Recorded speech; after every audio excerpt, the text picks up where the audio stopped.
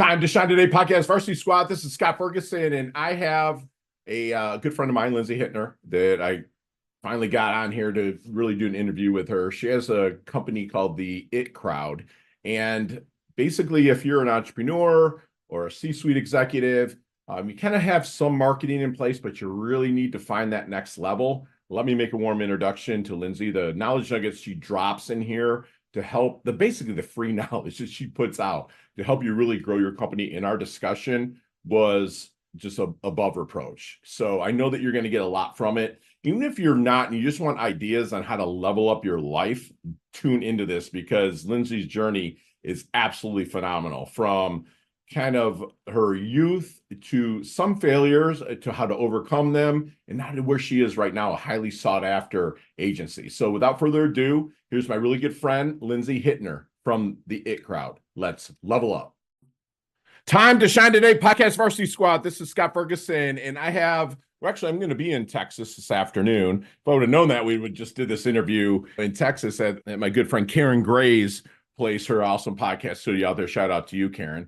But I have a kind of a serial entrepreneur, somebody that is versed in many different backgrounds, from commercial real estate, where she was juggling territories from Manhattan to Chicago, kind of like a trial by fire, trial by sorted out kind of thing. And Lindsey has worked a lot with the corporate, a lot with media, but now she's putting her business acumen to work, helping other businesses grow and to achieve success with fractional marketing agency. If you just listened to my last show, I had no idea what fractional marketing is. I was like back to back kind of thing here with my good friend Lindsey Huettner. And basically the It Crowd is her company. And she says it's a noun to be inclusive, inventive, and involved. And they are intentional about utilizing their gifts and resources to give back to the community. They are open to challenges and being raw with others. They believe that changing lives starts with them and will cause a ripple effect, one community at a time. Lindsey, thank you so much for coming on. Please introduce yourself to the Time to Shine Today podcast, Varsity Squad. But first,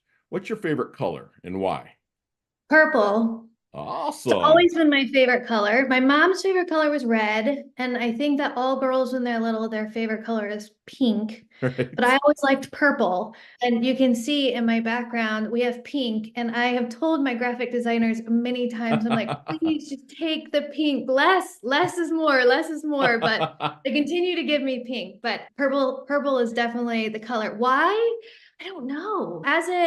As I got older, you hear that purple is a royalty color, There and you I'm go, not legal and saying royal. any, no, not at all. But I don't know. It just resonates with me. I like it. I like No, it I a love lot. it. Purple's my favorite color too. And it It matches my is? personality because I'm chill blue. Like I'm looking at the Atlantic Ocean right now and I'm Yeah. very chill and blue, but also there's a red side that can kind of come out on me if my clients are taken care of, or if somebody's not, or even myself, if I'm not living up to my standards, that red can come Sure. out fired up. And so I Yeah. kind of mesh them together. So I guess blue and red is purple. So I can kind of see that with you being a serial entrepreneur and like running an agency. I'm sure you have to carry both sides of that aisle as well. So purple fits you perfectly. And don't worry, your graphic designer, I will tell them that everything around your show today will be built around purple. That's kind of Perfect. why I ask the question, because you'll see a lot of the marketing we put out will be put around purple, so, or around the Great. favorite color. But let's get to your roots, because you kind of started like the rat race, right? Kind of this is what it's supposed to be. This is what you went to school for, yada yada. But let's start a little bit there and let that kind of aha moment, eureka moment that was like, okay, I'm going to go out, make this bigger, and be of service to people. Yep. So I was supposed to go to school for a full ride for soccer, Oh, wow. and I didn't go because of a boy. Okay. This is not something that you should do, but I didn't go because of a boy. Mhm. So that changed my whole trajectory. And I look back on that decision now, and being a stupid 18-year-old, it was just because of a boy. But now I actually don't know if I would ever change that decision, because Sure. it changed me from being part of, you go to school, you get a job, you stay in that job, you move a job, like that whole life, to where Right. I am now. So I stayed here in my corporate life, if you like. That's kind of where that started. So I started bartending. I started waiting tables and bartending. And from that, I actually had some regulars, and they were from the UK. And they would come in every few months and we would talk. And finally, at one point, I said, hey, if you guys ever need any help, I would love to help. And they said, what, Lindsay, we've been waiting for you to ask us that because you remind us of our top salesperson in the UK. You're hired. Wow. And from that, that's where my commercial real estate started. So they were an e-broker, so an online broker, and they would go in and we would help companies or customers find executive suites. So phone lines, internet connection, furniture, everything was all already included for you. Got you. And it was a great alternative. This is really before like WeWork came into place and these types of businesses came into Right. place. Yeah. And so this was almost 20 years ago at this point. Wow. And I learned everything about sales from this company. I got to travel all over the United States, all over the world. Their headquarters were in the UK, and that's where kind of this corporate world, also learning how to do sales, started. So I was on a headset for 8 hours a day. You had to do a certain amount of phone calls, and like that's just how it started. Sure. Through that, I then left there, and again, still in my corporate world track, I moved into advertising. And so I worked for a local magazine here in Dallas, who then ended up getting sold to a larger magazine across the United States. And that was cold calling. That was cold calling and getting into companies and trying to figure out, could they advertise with us? So that was a whole different beast there as well. Yeah. So that kind of started. What year was that, by the way, when you got into that? Let's see here. So that had to have been close to 2008. That's when the market was crashing too. And then trying to sell advertising during, that's what I was wondering. Because if you said 20 years ago, which by the way, you don't look like you're old enough to do that either way. I'm 52. I try to keep it together as well, but I know you're not that old. But it's like I just started to do the math and go, 2008. Yeah. So it had to have been hard. So what kind of challenges did you have then that you really kind of parlayed over into starting your businesses that you learned and overcame? Yeah, so I kind of specify the corporate track because I was doing my own businesses while I was doing this corporate track. Gotcha. So I started businesses actually when I was really young. I started pet sitting. My parents said, hey, you need to go find some income source. And most of my colleagues did babysitting, but that really wasn't my MO. Wasn't your jam? Got it. Yep. So Mine either. Yeah, the pets, they don't talk back to you. So it worked out. And so I started in my neighborhood. And then you have a bike so you can go as far as you possibly can. And then as I got a driver's license, then I started growing that business farther. And then I had people that were saying, like my colleagues, or not even colleagues, but my friends at that time, they were saying, hey, can we get in on this? Like, how does this, like, we see that you're making this money. What's happening here? And so I started getting employees. By the time I was done with that, I had about 1,200 pet sitting customers. No, really? Dude, that's amazing. I know, it was crazy. And back then, like cameras weren't everywhere and people just gave you their keys. So like I had this binder of just keys. It was crazy. So yeah, I started that. I ended up selling that company. And so that what was the name of it, Lindsay?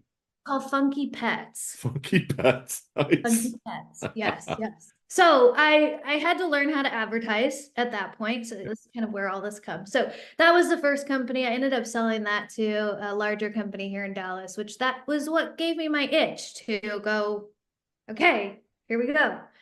From that, I had multiple other businesses. They slowly got larger and larger. I had a deal a day website. Groupon was really huge at that time. I thought it was awesome. So I was like, let's do that for Dallas. Love that. So I did that, Dallas, Fort Worth. Then I had a girlfriend that said, hey, do you want to own a clothing store? And I said, no, sounds horrible to me. And she goes, no, I'll do all the clothing stuff and you just do the business stuff because of that. I'm like, all right, fine. So I did that, expanded that company. And then after that one sold, I started the agency. So that was a long story long, but this is where awesome. Thank you. We are now. Catch me up. Any of those ventures fail? Failed in part, but all of them ended up selling. So nice. Yeah. Awesome. Nice. And so are we kind of rolling forward about in 2014 when the it crowd kind of started rocking? Yeah, so Okay. November of 2014 is when the crowd started. Okay. Uh, and that started just, I had two companies that knew me from the stores and Okay. said before that, hey, can you come do marketing for us? And I said, no, I have a store and Right. multiple stores that I'm Right. running at this time. And then when they found out that it sold, they called and said, you're hired. And so Wow. that's how the agency started. So I'm hearing a lot of a huge expertise in the marketing side, right? Where do you think companies make the biggest mistake with their marketing? I have a blog post on this, and there's a few things. One, if companies are failing, do not start with marketing. Like if you are desperate for a customer, do not come to me. Because let me tell you the reason why. You have your last 10,000, 100,000, $1 million, whatever it is, you have your last amount because if this doesn't work, then it's not, your company isn't going to work. And I look at these people and I say, you need to sell. Go out and sell your product. Don't Yeah. call marketing. Marketing is here to boost and to Get off your enhance. butt. Yeah. We're here to help your sales team. Sure. We are not here to sell for you. So if you're on your last ditch effort to make a company work, do not invest in marketing. So that's Right. one. Okay. Two, companies, I work with a lot of CEOs and they have these pie in the sky things that they want to do, which is awesome. And marketing sounds really fun like that.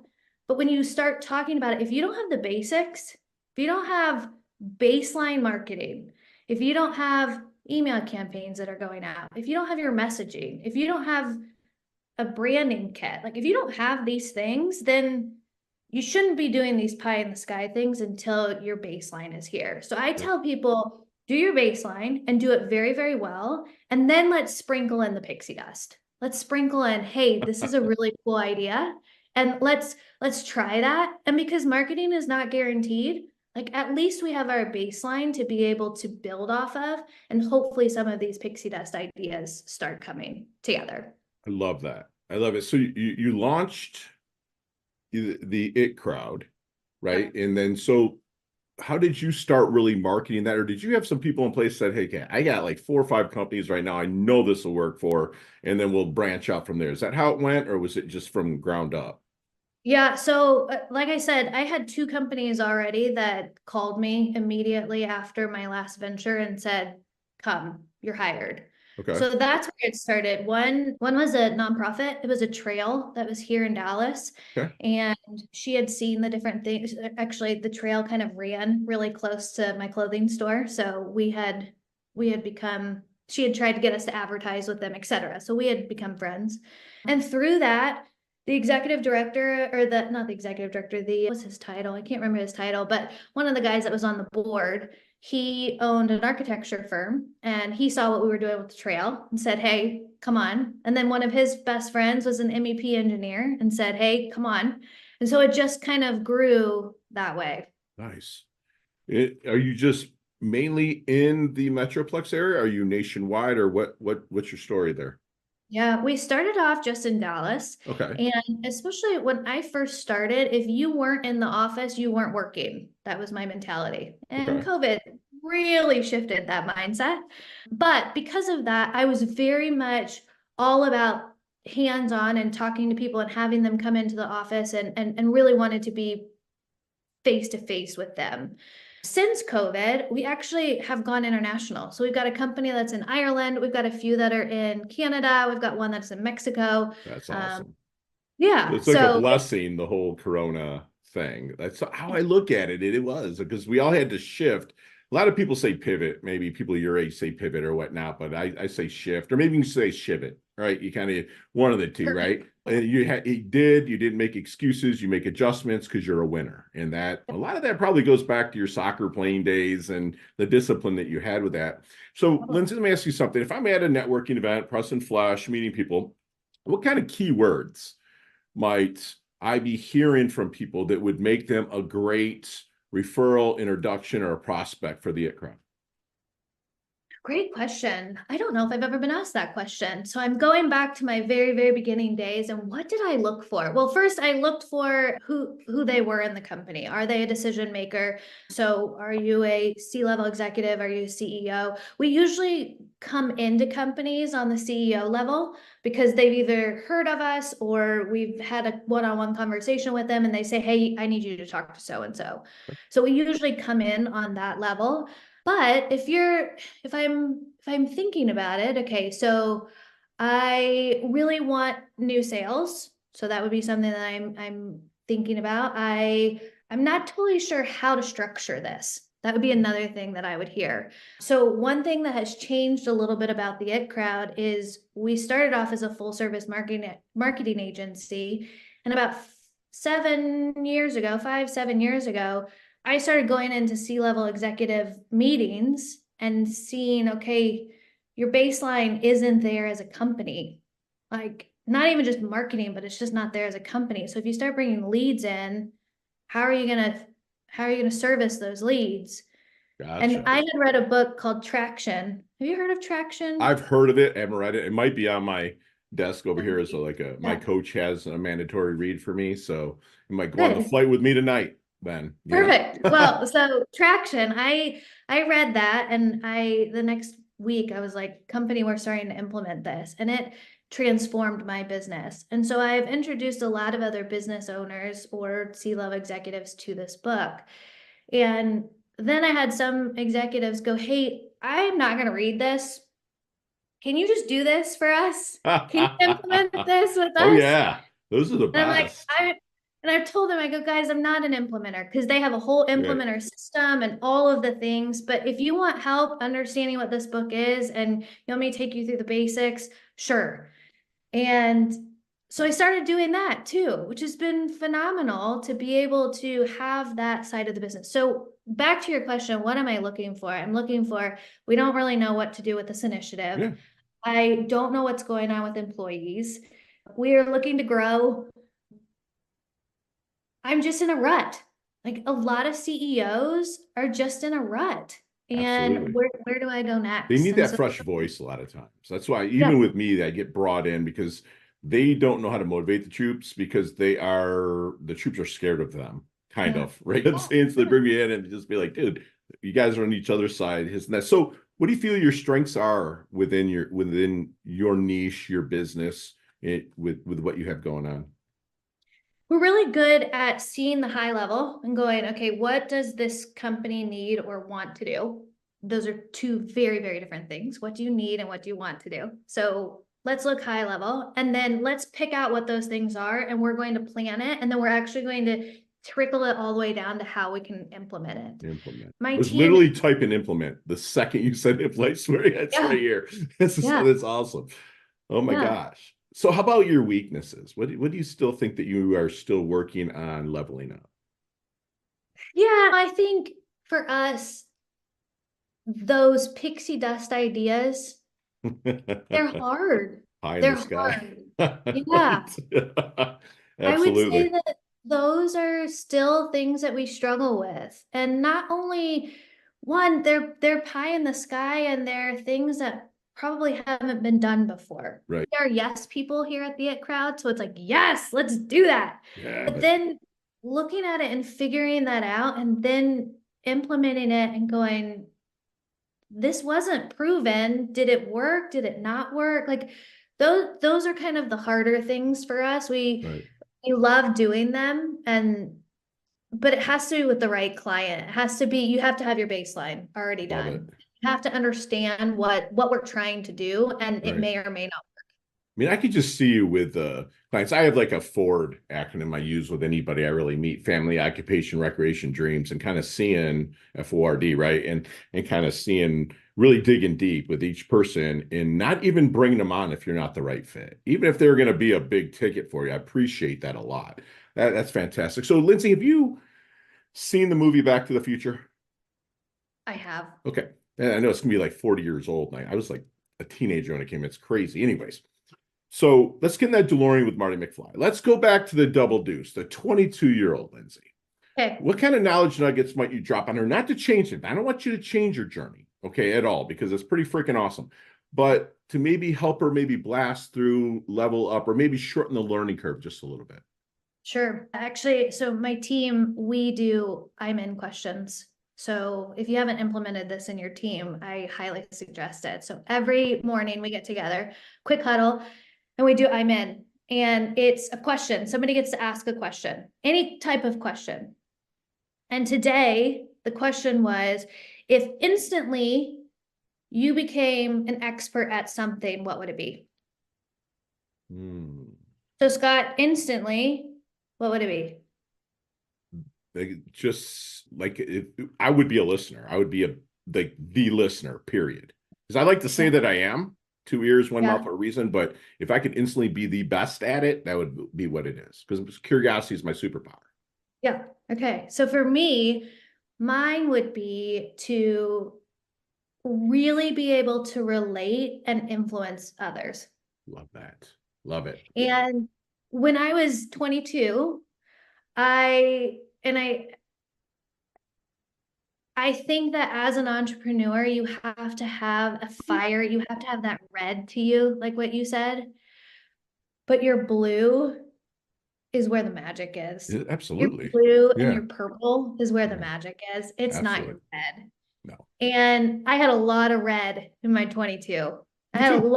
lot of fire. And that got And me you a didn't give lot. a shit. You were Right. like, I'm doing this. And you Yeah. find out you attract a lot more with niceness. Yeah. Yeah. Okay. And I think that that would probably be the lesson that I would teach my 22-year-old is be more in the purple. That's Be more awesome. in the relatable with your customer, not even That's with your awesome. customers, but with your teammates, Yeah. just with people. I And would just say, have a lot more empathy a lot of yeah. times because I didn't, because I'm like, I'm going to the top. Yeah.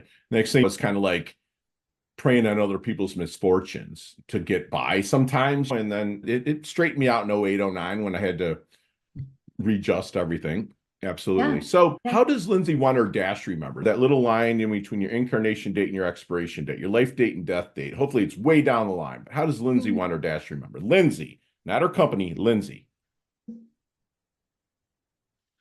I want to be remembered as a strong follower of Christ and somebody that comes in and makes other people's lives better. Whether that's by a conversation, whether that's by something that I did on the outskirts, whether that's something that they just saw within my life that transformed theirs. That would be what An I would want. example. That's beautiful. That's a true leader too. That's why people follow you. I know that if I was in a room with you, I would like be listening. And just your energy that kind of comes across. I get that a lot because I'm 6'1" and 230. I'm a big dude, right? But Wow. I'm also the first guy to give you hugs and just exuberant. And I want you to win more than I'm more interested in your story than telling you mine. Right. And I Yeah. can just see that with you. That's awesome, Lindsey. So what do you think people might misunderstand the most about you? So have you heard of the Enneagram? The what? Nope, nope. Okay, so the Enneagram? Enneagram, it's Okay. called the Enneagram. So Okay. it's very similar to different personality structures. So I am an 8 on the Enneagram. The 8 is the challenger. I am 8 through and through. So you can be a helper on the Enneagram. Like there's all kinds, there's 8 Sure. different, or there's 9 different numbers that you can be. I'm the 8. And so go look that's another book for you for your flight. Okay. Attraction, Enneagram, 2 of How do you them. spell that, love? Enneagram, I would Okay, guess. gotcha. Enneagram. Got it. Okay, go back to the question. I lost it. Might people misunderstand that a little bit about you? Yeah, so because of an 8, if you see a male that's an 8, they are usually said to be courageous and fierce and a leader and strong. Like these are the adjectives that they have for 8s. For females, that adjective is not as good. That adjective is Might start with a weaker. B or Yeah, something yeah, like that. I feel you. I right. feel you. Yeah, it's too Um, bad, but it's true in the biz. I get yeah, it. Yeah. yeah. So that would be the bit, I guess, the biggest misconception of if you get me in my right zone, I probably come across as that, which is not Yeah. something that I am proud of, but Yeah. it's part of it. It's part of the journey. It Yeah, happens. It yeah, happens. And sometimes, honestly, Lindsay, you have to. And especially being a female. I'm sorry, but I do coach a female. She's a billionaire, and like there's certain things that we talk about on her journey up that she wished she would have did differently, but no, she couldn't do differently. Yeah. She had to do Yeah. it. You know what I'm saying? All Yeah. right. Time to shine today, podcast Varsity Squad. We are back, and Lindsey, one of these times we're gonna have to meet up when I'm in Dallas. I'm there like seems like every month nowadays, but Perfect. definitely like meet up and introduce you to some people that I know that might be able to go over to the IT crowd. I think you might be perfect for them. Actually, I'm thinking at the top of my head, We but love it. we'll maybe grab a coffee or lunch and talk about some of these questions like at length. But today you got 5 seconds with no explanations, and they can all be answered that way. You ready to level up? Ready. Let's do this. Lindsey, what is the best leveling up advice you've ever received? Just do it. I know, it's so neutral statement. It's so awesome. I love that. Share one of your personal habits that contributes to your success. Running. Yeah. So you might see me at an event or just kind of walking down the street. Yeah, Fergie looks like he's in his doldrums a little bit. What book might you hand me to level me up? Traction. There you go. Love it. Your most commonly used emoji when you text. That one that's like tilted with the tears coming Yep. down their eyes. Yeah. That one. Or Love it. this one, the What the hell? yeah, Love it. Nicknames growing up? slim. Love it. Any hidden talent and or superpower that you have that nobody knows about until now? Oh gosh. I really am very good at singing, but I do not do it. Love it. Love it. Chess, checkers, or Monopoly? Monopoly. Awesome. Headline for your life. Be kind. Yeah. Any superstitions you buy into? No. No, No. me neither. Me neither. Go-to ice cream flavor. Oh, chocolate chip cookie dough with mint chocolate chip on top. I can damn with that. That's awesome. There's a sandwich called the Slim Hittner. Build that sandwich for me. What's on it? Turkey, onion, lettuce, tomato, some sort of like pickle relish, Okay. olive oil and vinegar, Ooh. cheese You're building it on up. like You're just missing the Serious. man candy, man. The bacon for me, anyways. oh no bacon. Well, you could do bacon if it's really crispy. Like if Okay, it's that very cool. bacon that you get, like Yeah. that's just like I chewy, like mine done. like pulling it, you're fighting it. It's not. Exactly. And then you have to have a really good bread. Like Yeah. the bread is where it's at. Yes, like a good moist, not moist, but like Moist, soft, moist. Nah, you don't want much. Like a Moist, kind of no. a soft ciabatta bread or something like Yeah. that. Yeah, you could do that. Yeah. Mhm. Favorite charity and or organization you like to give your time and or money to? Ooh. Doesn't have to be favorite. You can give one that you do like. So we just our church is doing a really big campaign that's very different.